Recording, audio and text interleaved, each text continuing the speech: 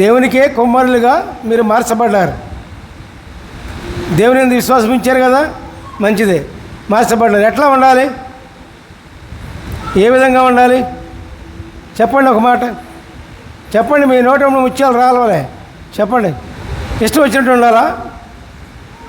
ఇష్టం వచ్చినట్టు క్రియలు చేయాలా? ఇష్టం వచ్చినట్టు జీవించాలా? ఎట్లా ఉండాలి?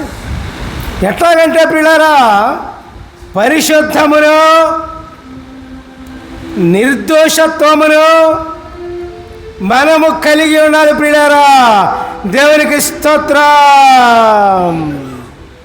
పరిశుద్ధంగాను నిర్దోషత్వంగాను ఉండాలి అంటే ప్రతి ఒక్క వ్యక్తి కూడా యేసు దగ్గర రావాల్సిందే. హల్లెలూయా, ప్రైజ్ ది లార్డ్. అర్థమవుతుందా?